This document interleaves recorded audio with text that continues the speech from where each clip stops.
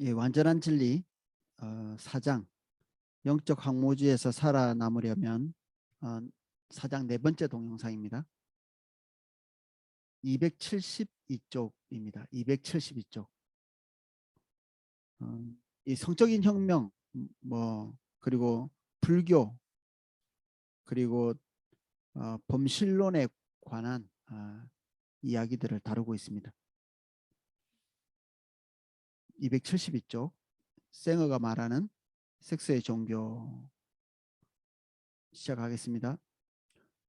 부대 조건 없는 섹스를 언급한 이상 우리 시대의 최첨단에 속하는 사회적 이슈 몇 가지의 세계관 분석법을 적용해 보자. 전통적으로 미국 정치에서 좌파 우파의 분열은 부의 분배와 같은 경제적 쟁점을 둘러싼 것이었다. 그러나 오늘날에는 성과 생식의 문제를 둘러 나뉜다. 낙태, 동성애자의 권리, 무과실, 이혼, 가족의 정의, 배아 실험, 줄기세포 연구, 복제, 성교육, 포르노 등. 실제로 몇 년 전 보스턴 글로브지는 대학생에게 학점을 얻는 새로운 방법이 생겼다고 보도했는데 그 방법이란 포르노 영화를 관람하는 것이었다. 현재 많은 대학들이 노골적인 포르노를 분석하는 과정을 개설하고 있다. 학생들은 심지어 자신의 적나라한 모습을 담은 필름을 찍어 강의실에서 보여주는 것을 과제로 받는다. 이것이 포르노 연구라는 불리는 새로운 경향이다. 어떻게 호메로스를 공부하던 학생들이 데비더스 달라스와 같은 포르노를 공부하기에 이르렀는가? 그것은 성해방 자체가 세계관 모든 요소를 갖춘 완전한 이데올로기가 되었기 때문이다. 성혁명의 개척자들이 하는 말을 들어보자. 마가렛 싱어는 계획출산협회의 창설자로 성혁명의 개척자 가운데 한 사람이다. 우리 대부분은 생어를 산하 제한을 주창한 초창기 옹호자로 알고 있으나 그녀가 하나의 완결된 세계관에 관한 책을 여러 권 썼다는 사실을 아는 사람은 많지 않다. 생어는 헌신된 다윈주의자요. 사회적 다윈주의와 우생하게 옹호자였는데 그것은 20세기 초 매우 유행하던 사조였다. 그녀의 목표는 다윈주의의 기초에 성에 대한 과학적 접근을 정립하는 것이었다. 생어는 역사의 드라마를 도덕적 속박으로부터 우리 몸과 정신을 해방하려는 몸부림으로 그렸다. 그녀는 그 속박을 자기 부인과 죄의 잔인한 도덕성이라 불렀다. 자기 부인과 죄의 잔인한 도덕성이라 불렀다. 그녀는 성해방을 내면의 평화와 안정과 아름다움을 찾는 유일한 방법으로 선전했다. 심지어 사회적 병폐를 극복하는 길로 제시하기도 했다. 지금 내적 에너지의 방출을 방해하는 속박과 금지를 제거해보라. 큰 사회적 악들이 대부분 사라질 것이다. 마지막으로 생어는 대담하게 다음과 같은 메시아적 약속을 제시했다. 섹스를 통해 인류는 위대한 영적 깨달음에 도달할 것이며 그것이 세상을 변혁하며 지상 낙원에 이르는 유일한 길을 밝혀줄 것이다. 이것은 하나의 종교적 비전임에 틀림없다. 우리의 틀로 그것을 분석해보자. 우리가 앞에서 분석했던 대로 창조 타락 그리고 구속에 대한 이런 구조로 분석하면 생의 경우 창조 신화의 역할을 하는 것은 무엇인가? 인간은 어디서 왔는가? 답 진화에서 왔다. 그녀는 생물학, 사회적 다윈주의자의 열렬한 옹호자였다. 이것으로부터 생의 인간 본성에 대한 견해를 어떻게 끌어낼 수 있을까? 만일 우리가 진화의 산물이라면 인간으로서 우리의 궁극적인 정체성은 생물학적, 자연적, 본능적, 특히 성적 본능 측면에 내재되어 있다. 몇 년 전 뉴요커는 포르노 연구에 관한 기사를 실으면서 그 과목을 가르치는 교수 몇 사람과 인터뷰했다. 그 가운데 한 사람은 이렇게 말했다. 섹스는 이제 우리 존재의 원동력인 것 같다. 우리의 궁극적 정체성이라는 말이다. 생의 시대에 과학자들이 내분비선에 대해 발견하기 시작한 시기이기도 한데 건강한 인간 발달은 그 생식 내분비선의 자유로운 작동에 달려있다고 그녀는 결론 내렸다. 이는 성욕의 억제가 생리적으로 해롭다는 주장과 같다.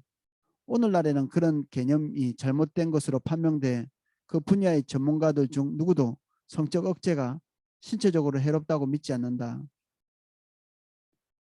하지만 성과학자들은 계속해서 성해방이 건강한 인성 발달의 기초라 믿고 있다. 두 번째 타락의 구조는 생의 경우 사회적 개인적 역기능의 근원은 무엇인가? 답변은 기독교적 도덕, 이걸 이제 악으로 보는 모양입니다. 사람들이 자기 존재의 핵심인 진정한 성 정체성을 발견하지 못하게 막는 것은 기독교의 억압적 도덕이며 이는 곧이어 온갖 종류의 역기능을 불러일으킨다. 생어는 금욕, 자기 부인, 억제를 전파하는 도덕주의자들을 비난했다. 물론 성개방주의자가 모두 그처럼 대놓고 기독교의 도덕을 비난하는 것은 아니다. 더 흔한 전략은 자기들은 과학적 견해를 추구할 뿐이고 과학은 도덕적으로 중립적 입장을 요구한다는 것이다. 예를 들어 알프레드 킨지는 대표작 인간에 있어서 남성의 성행위의 첫 대목을 인간의 행위를 정상과 비정상의 범주로 나누는 과학자들에 대해 불평하는 것으로 시작한다. 이런 도덕적 구별을 용납하는 것보다 성행위에 대한 새로운 조사를 방해한 것은 없다고 열을 올렸다. 그리고 과학자들에게 그 모든 형태의 인간 행위를 윤리적 논평 없이 객관적으로 묘사하도록 촉구했다. 그가 반복해서 강조한 점은 섹스는 정상적인 생물학적 기능이고 어떤 형태로 표현되든지 용납할 수 있는 것이라는 것이다. 그런데 그런 진술 자체가 하나의 도덕적 입장을 드러내고 있다.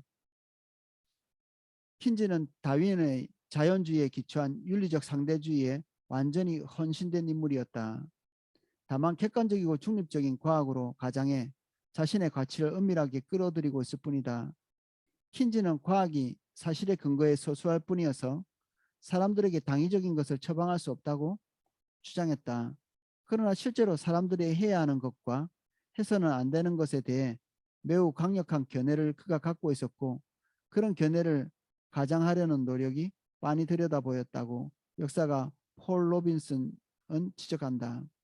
그가 선택한 분석의 범주 자체가 전통적인 성질서를 무너뜨리는 역할을 한 것이 분명하다.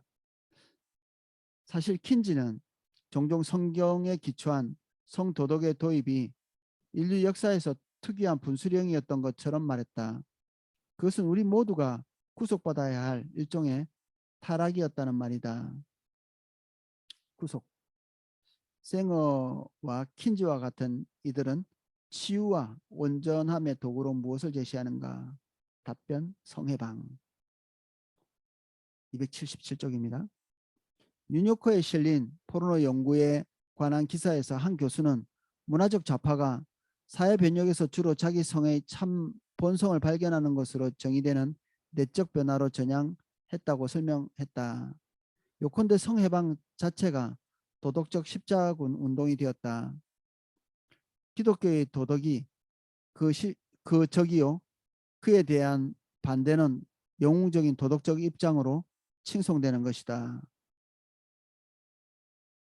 기독교가 성을 억압한다고 이렇게 그래서 성을 억압하는 것 자체가 많은 부조리한 것들을 만들어내니 그 성을 억압하는 모든 것들을 타개하고 성을 해방시키면 그 모든 부조리한 것들이 없어질 거다. 뭐 그런 얘기를 하는 겁니다. 두 번째 블록입니다. 이것은 그리스도인의 사고로 받아들이기 어려운 개념인데 우리는 도덕이란 단어를 들으면 의례 도덕적 성경적 도덕을 연상하기 때문이다. 그러나 많은 세속주의자들은 성경적 도덕을 악과 역기능의 근원으로 간주한다. 반면 그들의 입장에서는 도덕적 전투를 명하는 열정과 자기의가 있다. 보수적인 유대인 영화 비평가 마이클 메드베드는 이 점을 아주 어렵게 배워야 했다. 한 번은 부부 모두가 할리우드의 어느 영화 제작사 커플의 작품을 공개적으로 칭찬한 적이 있었다. 그들은 15년간 함께 살았고 아이가 둘이나 있었기 때문에 그는 그들을 결혼한 부부로 소개했다. 그러자 즉시 그들의 친구들로부터 그들이 결혼하지 않았다는 말을 들었다. 그리고 결혼했다는 말을 듣는다면 그들 기분이 상할 것이라고 했다.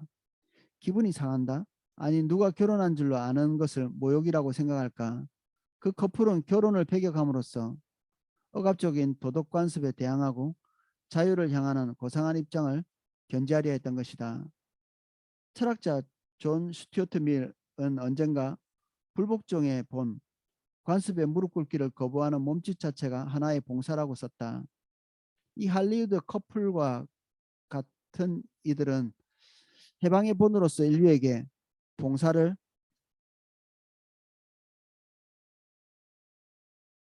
베풀고 있다고 생각한다.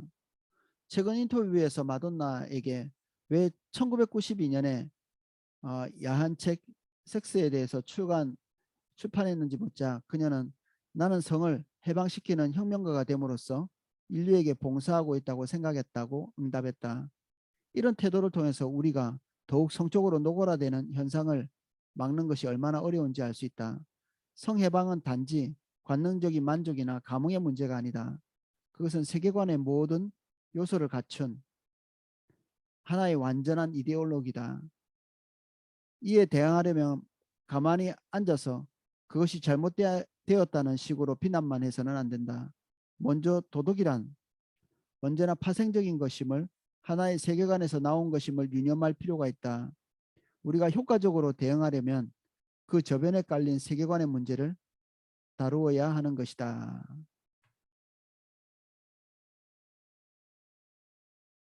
이런 성적인 부분의 그 노골적인 이런 표현들이 굉장히 명예로운 것처럼 이렇게 얘기하는데 제가 성지순례를 이렇게 에베소 쪽으로 이렇게 가본 적이 있거든요. 근데 거기에 놀랍게도 이렇게 창녀들이 수입이 되게 많았었어요. 수입이 많으니까 세금도 많이 내겠죠.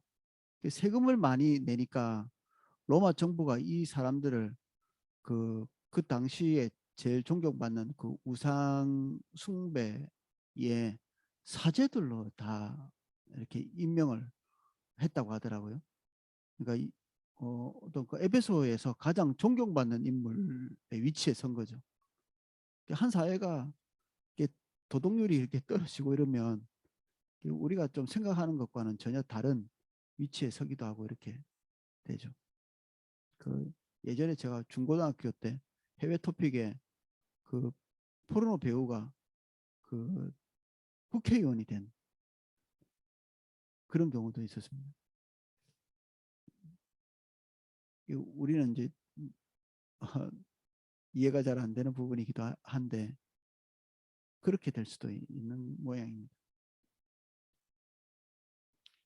278쪽 불교도의 경우 이 불교는 이제 우리나라 불교하고 약간 이제 다른 면이 있는 동남아 쪽에 있는 이제 불교입니다. 약간 다르죠. 대승불교와 그 동남아는 이제 소승불교 한 개인이 뭐 해탈의 경지에 이르는 뭐 그런 것에 초점 맞추고 있고 우리는 그렇지는 않죠. 좀 세상 구원 쪽에 초점이 맞춰져 있는 그런 불교의 성격을 가지고 있습니다. 자, 읽어보겠습니다. 불교도의 경우 언젠가 비행기에서 내 옆자리에서 고운 얼굴에 검은 머리카락을 한 태국 여성이 앉은 적이 있다. 그녀는 독실한 불교도였다. 동양 종교에 대해 직접 배울 수 있는 절호의 기회라고 생각한 나는 그녀에게 온갖 질문을 퍼부었다. 그러고 나서 알게 된 사실은 불교의 신조가 할리우드 연예인들 사이에 유행하는 내용과 판이하게 다르다는 점이다. 환생을 예로 들어보자. 서구화된 환생설에서는 계속해서 더 높은 차원으로 올라가는 순환 과정이 진화적 진보의 낙관적인 성격을 띠고 있다. 그러나 진정한 불교도에게는 환생이 고통의 수레바퀴에 해당한다. 그래서 서구에서는 이제 이 사상을 수입할 때 그들이 가지고 있는 어, 어떤 진화와 관련돼 있어 가지고 점점 뭐 이렇게 진보된 것으로 이렇게 마치 환생하는 것처럼. 근데 우리는 뭐 불교에 대해서 우리 친숙하죠. 우리 동양 사람, 특히 한국 사람들은. 저는 특별히 부산 사람이라 너무나 친숙한 거죠. 뭐 서양 사람들은 조금 호기심에 이렇게 받아들일 수 있는 그런 내용일 수도 있는데, 우리는 뭐 이 본색을 다 알고 있는 처지라 그렇지는 않죠. 우리는 이 환생 자체가 어, 심각하게 이렇게 인간보다 더 떨어진 것이 훨씬 많죠. 환생을 하는데 더 좋은 쪽으로 환생을 하는 게 아니라 더 좋지 않은 쪽으로 환생할 가능성이 많죠. 짐승, 아귀, 지옥 이런 쪽으로, 더 밑에 단계로. 뭐 그래서 인간이 뭐 나쁜 짓 많이 하면 그 아래 단계로 환생을 한다 이렇게 하고, 조금 뭐 그럭저럭 살았으면 인간계로 다시 나오는 거고, 조금 더 위로 가면 이제 어, 천상으로 가고. 이것 중에서 제일 좋은 것은 이런 그 더 이상 환생 같은 거 하지 않은 영원한 이 수레바퀴 같은 환생의 테두리에서 벗어나는 이 해탈의 경지에 이르는, 부처되는 거죠. 부처. 그래서 우리는 예수 그리스도를 믿고 따르는 그런 신앙이잖아요. 그렇다고 우리가 예수 그리스도는 아니잖아요. 근데 불교는 이제 부처를 믿는데 자기도 부처가 되는 것입니다. 어느 시점에 노력 여하에 따라서. 그래서 불교에서는 죽는 거를 어, 입적 이제 해탈한 그 위치로 이제 올라가는 것. 그래서 인사도 득도하십시오 뭐 이렇게 하는 거죠. 어떤 그런 경지, 깨달음의 경지에 올라서 이제는 그 윤회라고 하는 그런 고달픈 쳇바퀴를 안 돌 수 있는 그런 상태가 되는 것이 실제 불교의 가치죠. 이게 적절하게 서구에서는 약간 변질되어서 들어가 있는 것 같습니다.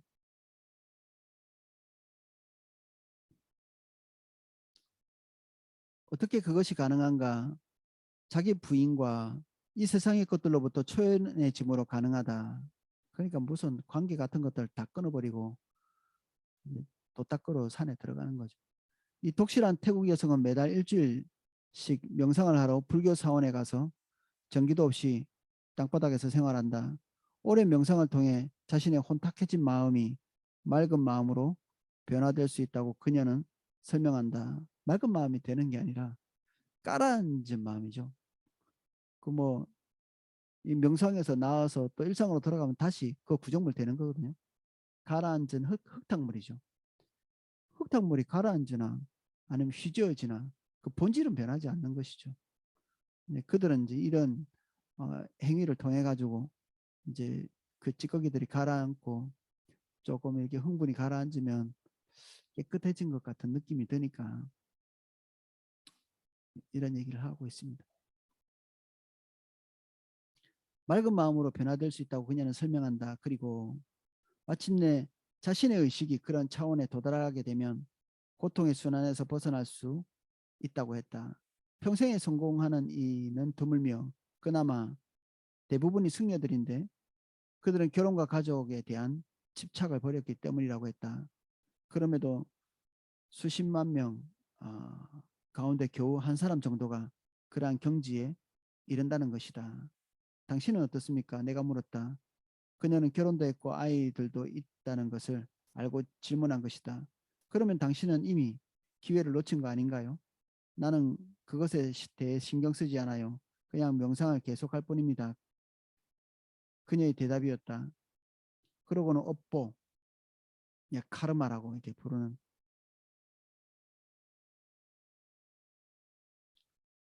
죄 비슷한 개념이죠. 업보의 법칙을 설명해 주었다. 나쁜 생각은 나쁜 것을 끌어들이고 좋은 생각은 좋은 것을 끌어들이죠. 그러면 당신은 좋은 사람인데 나쁜 일이 일어난다면 그것은 왜죠? 내가 물었다. 그렇다면 전생에 행한 것을 갖고 있는 셈이죠. 그 순간 불교가 무척 침침한 종교라는 생각이 들었다. 나쁜 일이 일어나면 모두 자기 잘못인데 이생이나 전생에 범한 잘못에서 기인한다는 것이다. 이생을 사는 동안 은혜도 없고 구속의 희망도 존재하지 않는다. 그리고 명상이란 우리에게 귀를 기울이고 사랑으로 응답하는 하나님을 만나는 것이 아니다. 인격체된 어떤 신을 만나는 게 아니라 비인격체를 이렇게 수용하는 거죠. 어쩌면 또 자기가 그 비인격체 속으로 흡수되는 거이기도 합니다. 뭐 별 구분이 없습니다. 그것은 물질 세계로부터 초연한 마음을 기르기 위한 일련의 정신 훈련일 뿐이다. 이거 어디서 많이 들어본 내용 아닌가요? 우리가 앞서에 말했던 것처럼 이데아의 세계를 훨씬 더 가치 있는 것으로 보고 물질의 세계는 조금 저급한 걸로 이해했던 뭐 그런 것과 비슷하죠. 동양이나 서양이나 하여튼 생각해낼 수 있는 도출해낼 수 있는 것들은 뭐 이게 어느 정도 한계가 있는 것 같아요. 해 아래 새 것이 없는 거죠. 사실 불교와 힌두교 같은 동양 종교에는 인격적 하나님의 존재가 하나님이 존재하지 않는다. 실적 존재란 인격과 인지 능력이 없는 영적인 세력의 장이다.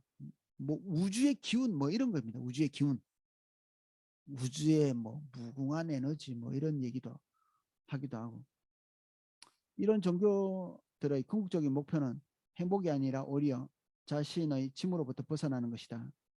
열방은 개별적 영적 만물의 토대를 이루는 보편적 영적 근원과 합쳐지는 것이며 이는 범실론적 초월자 속에 자신의 개별성을 잃어버리는 것이다. 각자의 개별성을 초월해서 무궁한 영적 세계로 들어가는 것 심오해 보이시나요? 그래서 기독교의 신은 인격을 가지고 있기 때문에 그들의 신보다 저급하다고 이렇게 얘기합니다. 아주 이렇게 낮은 우리 하나님은 슬퍼도 하시고 그리고 때로는 분개도 하시고 실망하시고 사랑하시고 긍휼히 여기시고 이들이 말하고 있는 그 세속적 감정 이런 것들을 다 가지고 있는 거죠. 그래서 하나님을 저급하게 생각합니다. 그들이 신은 이 모든 것들로부터 탈탈 털어서 그냥 초월한 어떤 신적 존재이기 때문에 약간 고급진 느낌을 가지고 있습니다. 웃기는 거죠. 동양 사상이 1960년대 미국으로 건너왔을 때 서구적 요소와 결합해 뉴에이지 운동을 일으켰다. 뉴에이지 운동은 완전 쓰레기 종합판이라고 볼 수 있습니다. 그 우리가 인간 이성을 가지고 해볼 거는 다 해봤거든요. 서양에서 뭐 합리론 뭐 이게 부터 시작해서 우리가 그동안 이렇게 쭉 이게 살펴본 관념론, 인식론, 뭐 인간의 두뇌로 할 수 있는 모든 것 그리고 역사에 대한 통찰, 인간의 삶에 대한 통찰, 인간 자신에 대한 통찰 하여튼 이성으로 할 수 있는 모든 것들은 다 쥐어짰다고 볼 수 있습니다. 그 한계에 부딪히고 나니까 그들은 이제 이 이성을 포기하기에 이르죠. 그래서 허무주의로 들어가고 그 허무주의 다음에 그 이성에 대한 그 염증 이성에 대해서 그렇게 신뢰한 그 시대에 이성을 거의 신으로 삼고 있던 시대에 어떤 이성에 대한 배신이라 할까 이런 그렇게 추앙하고 믿고 신뢰하고 했던 이성이 벌려놓은 것이 2차 대전, 1차 대전인데 정말 큰 실망을 안겨줬죠. 그래서 포스트 모더니즘으로 전환한 것이고 에라 모르겠다. 뭐 깊이 생각하지 말자. 그냥 눈에 보이는 것, 실존주의입니다. 이게 눈에 보이는 것만 생각하고 보고 추구하고 생존 자체가 중요한 거 아니냐. 뭐 그런 생각을 너무 많이 하지 말자. 뭐 이런 가치, 실존주의와 이성에 대한 반발로 생긴 이 포스트 모더니즘 에 관심을 갖게 되죠. 뭐 이거는 그러면 염증을 느끼지 않나요? 진짜 여기는 끝이죠. 더 뭐 이성을 가지고 할 게 없습니다. 할 게 없어. 그래서 눈을 동양으로 돌리죠. 동양은 딱히 뭐 동양사상은 이 지능이 별로 중요하지 않습니다. 이 논리 체계 같은 것도 중요하지 않고요. 그리고 이성적인 이런 뭐 어떤 토대 같은 것들도 그다지 중요하지 않죠. 그래서 이런 그 동양 종교의 그 어떤 집합 이런 것들이 어, 연결이 되어 가지고 이런 그 뉴에이지 운동 같은 거, 새시대 운동, 이게 점성술 같은 것도 이게 영향을 주고 있고요. 그리고 인간 이성에 대한 염증도 여기에 포함되어 있고 아주 다양한 시대적 어떤 요구 그리고 돌파구를 찾기 위한 몸부림 이런 것이 총 이렇게 망라되어 있는 것이 뉴에이지 운동이죠. 새로운 세대 뭐 이런 직역을 하면 그럴 수 있는데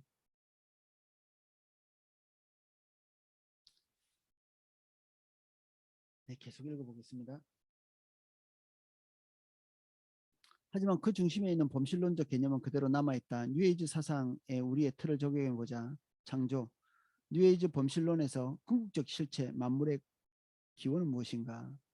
절대자, 초월자, 보편적 영적 본질. 이 절대자는 우리가 하나님에 대해서 가지고 있는 개념과는 전혀 다른 그런 개념입니다. 범실론의 경우 궁극적 실체는 만물을 관통하는 통일된 정신 또는 영적 본질이다.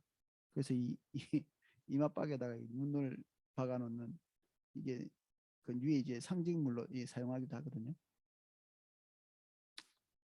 이 어떤 새로운 통찰력을 얻는다는 그거죠. 그것은 모든 인간의 사고 범주를 초월하는 미분화된 통일체다. 성과학, 주체와 객체 구분, 뭐 선악 이런 것들을 다 초월하는 것이다. 이는 의식과 욕망을 가진 인격적 존재가 아니라 인격이 없는 영적 본질로서 우리 모두가 그 일부를 다루고 있다. 사실상 기독교의 신과 같은 인격적 하나님은 열등한 존재로 취급되는데 인격성이란 구별을 함축하며 구별은 동양 정신으로 볼 때 제한성을 의미하기 때문이다. 인격성과 무한성을 둘 다 가진 성경적 신개념은 불가해한 것으로 간주된다. 타락은 뭔가? 범실론에서 악과 고통의 근원은 무엇인가? 우리의 개별성에 대한 인식, 각자의 틀 속에 있는 것. 그래서 다 끊고 내리고 다 비우고 뭐 이런 말 많이 들어보셨죠? 다 비우고. 정신줄을 놓는 거라고 볼 수 있습니다. 이게 정신줄을 놓는. 이성에 의한 뭐 그 가치들 앞에서 논의했던 그 철학은 뭐 이것저것 다 이렇게 따지다 보면 아무 말 대잔치이기도 하고요. 지금 여기에 있는 범실론은 그냥 우리를 비워놓고 정신줄을 놓고 그러면 귀신 들리는 거죠. 귀신이 자리 잡는 거죠. 비워놓으면.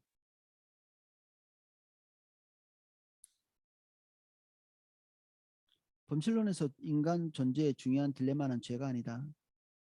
무의식적인 영적 본질은 인간이 서로에게 행하는 것에 관심을 둘 수 없기 때문이다. 인간의 딜레마는 우리의 신의 일부인 것을 모른다는 점이다. 우리가 신의 일부인 것을 모른다는 점이다. 우리는 각기 별개의 존재와 정체성을 가진 개별자라고 생각한다. 이로 인해 탐욕과 이기심, 갈등과 싸움이 생기는 것이다. 힌두교에서 심지어 우리의 개별성 인식을 마야, 곧 환영이라고 한다. 영적 훈련의 목표는 개별성의 환상으로부터 우리의 마음을 해방시키는 것이다. 우리의 개별성을 떠나서 마야가 우리를 이렇게 속박하고 있는데 탈탈 털어버리고 해탈할 경지로 들어가는 불교인들의 로망이죠. 그래서 자기 육신을 벗어날 수 있는 그런 경지, 뭐 도인같이. 근데 실제로 그게 되는 모양입니다. 이게 그래서 이게 수행을 많이 하는 사람들은 이렇게 자기 손가락을 태우기도 하고 자기 몸을 태우기도 하고 그럽니다. 희한하죠.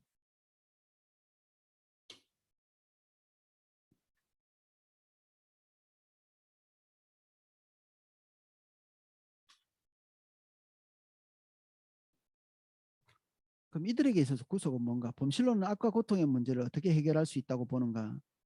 우리 모두의 근원인 보편적인 영적 본질과 재결합함으로써 이 우주의 에너지와 우주의 기운과 하나가 되는 그런 얘기입니다.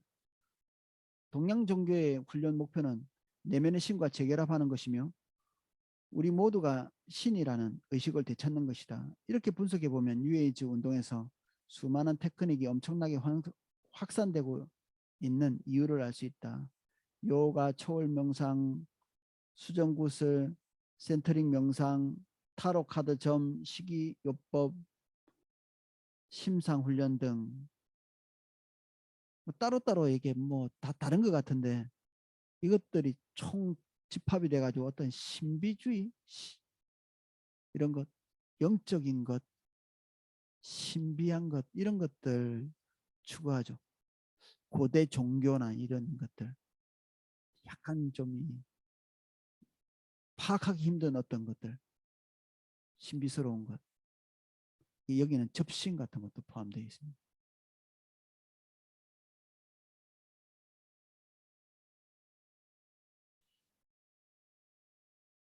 이처럼 테크닉이 아주 다양하기는 해도 그 궁극적 목적은 자아의 경계선을 허물고 보편적 하나됨의 의식을 회복하는 데 있다. 자아의 경계선을 허문다. 이 정신줄을 놓는 거죠.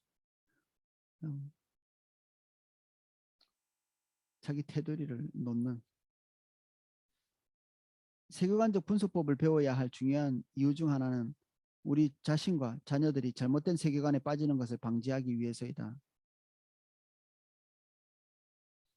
몇 년 전 아주 헌신된 그리스도인 친구 하나가 내게 책 한 권을 추천하면서 고전이니 꼭 읽어보라 말했다. 그 책을 사서 보니 동양의 범실론을 이야기 형태로 꾸민 것이어서 너무 놀랐다. 여러분도 대부분 알만한 책인데 바로 프랜시스 버넷이 쓴 비밀의 화원이다. 저도 제가 20대 때 이런 거 되게 유행했었습니다. 미국도 그랬는지 모르겠는데 제가 20대 때는 90년쯤 되는 거죠.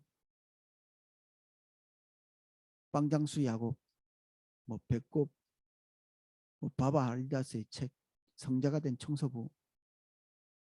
그때 우리나라에서도 뭐 단과 관련돼 있는 사람들이 이상하게 그때는 그런 것에 관심이 많았습니다. 저도 그런 책을 좀 읽기도 했는데 그런 책들을 좀 읽으면 저절로 정신줄이 좀 나아집니다. 이게 되게 심오해 보여가지고 그때는 그런 것에 이렇게 매료된 시간들을 가졌던 것 같아요. 제가.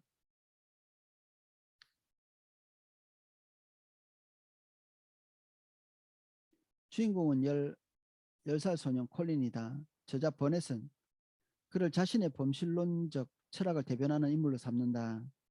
콜린은 이야기에 나오는 다른 등장인물들에게 이 세상의 모든 것은 단 하나의 영적 실체로부터 만들어졌다고 일러준다.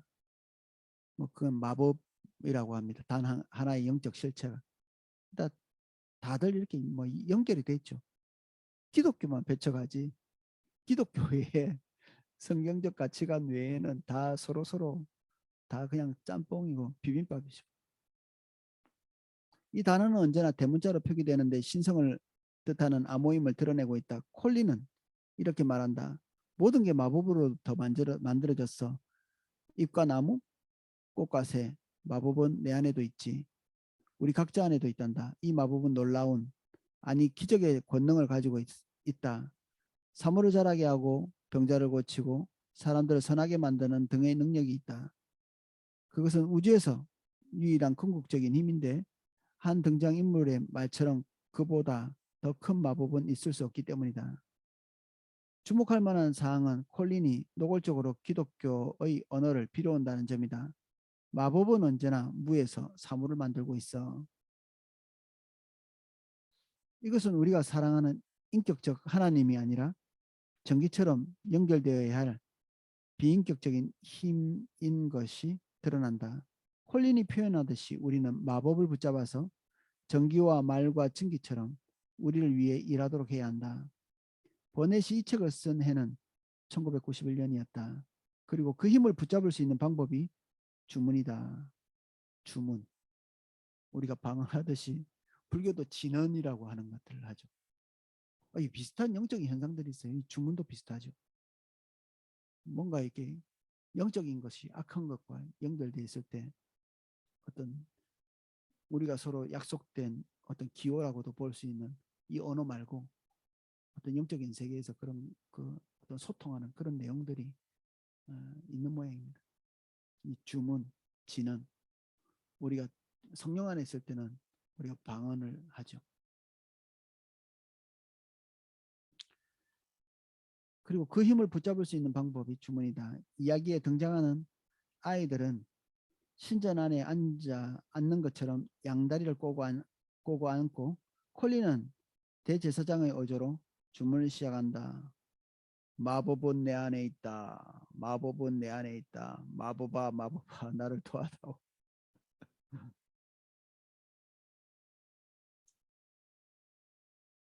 좀 이런 거 보면 안타깝고 이 무슨 짓인가 싶은 그런 생각이 듭니다.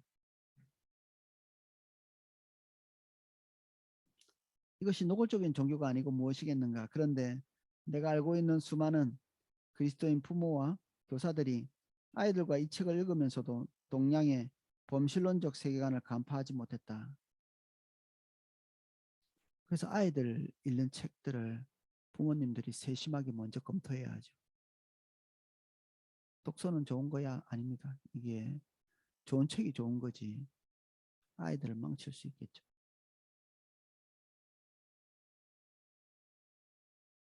나는 그 책을 읽으며 비교적 쉽게 포착할 수 있는 종교적 주제들을 분석해서 글로 옮겼는데 얼마 지나지 않아 내 아들이 그 책을 읽으라는 숙제를 받아왔다. 기독교 학교에서 말이다. 여러 해가 지난 후 나는 버넷의 생애를 연구하면서 그녀가 강신술과 신지학, 신에 대해서 이렇게 깨닫게 되는 뭐 그런 학문, 불교의 영감을 받은 철학으로 업보, 환생, 범실론 등의 개념을 내포하고 있다. 이게 신지학. 뭐 신지학 협회도 있고 뭐 이러더라고요.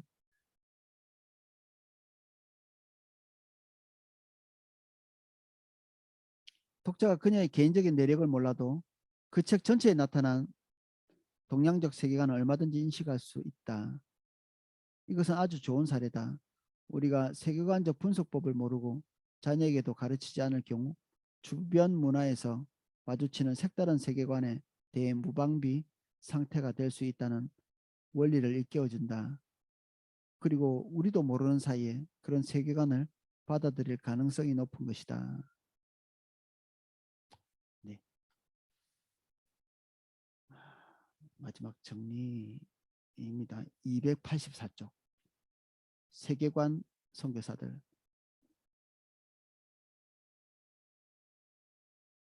왜 우리에게 기독교 세계관이 필요한지 깊이 생각해 보니 바로 지상 명령에 대한 순종의 다름 아니라는 생각이 든다.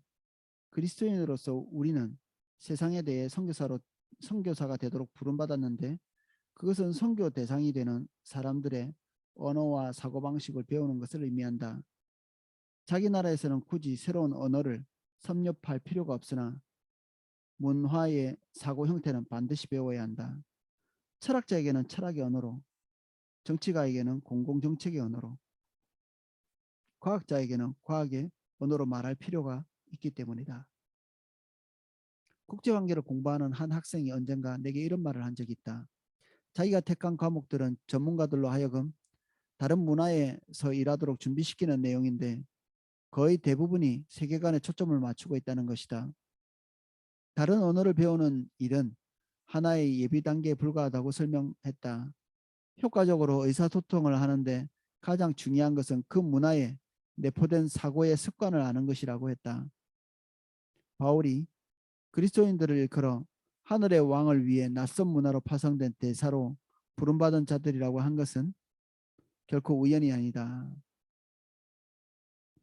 우리가 유능한 대사가 되려면 국제관계를 담당하는 전문가 못지않게 철저하게 우리 자신을 준비할 필요가 있다.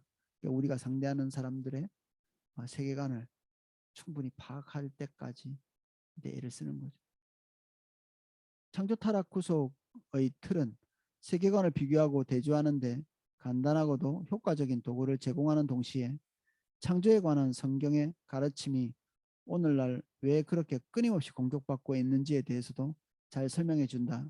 어떤 세계관이든지 창조의 개념은 근본 토대를 이루는 것이다. 그것은 첫 번째 원리로서 뒤따라오는 것을 좌우한다. 기독교를 비판하는 이들은 기독교가 궁극적 기원에 관한 성경적 가르침과 더불어 세워지거나 넘어진다는 것을 알고 있다. 그러므로 우리가 그리스도를 위해 더 유능한 대사가 되려면 과학적, 철학적, 성경의 창조관을 변화하는 법을 배워야 한다. 우리는 창조를 믿지만 과학적, 철학적 어떤 개념과 도구를 가지고서도 이 창조관에 대해서 말할 필요가 있죠. 성경적인 창조관에 대해서. 다음 4장 2부에 걸쳐 이 주제를 다루려고 한다. 진화론과 창조론에 대한 이야기를 하게 될 것입니다. 이 4장을 공부하는 동안 우리는 다윈적 자연주의의 도전에 대처해 신앙을 지키는 법과 지적 설계를 지지하는 입장을 정립하게 될 것이다. 또한 다윈의 세계관이 낙태의 합법화로부터 공교육의 몰락에 이르는 수많은 문화적 파괴 현상을 불러일으킨 경로를 알게 될 것이다. 기독교 세계관을 전달하는 첫 단계는 창조에 대한 설득력 있는 입장을 세우는 것이다. 예, 오늘은 여기까지 살펴보겠습니다. 예, 들어주셔서 감사합니다.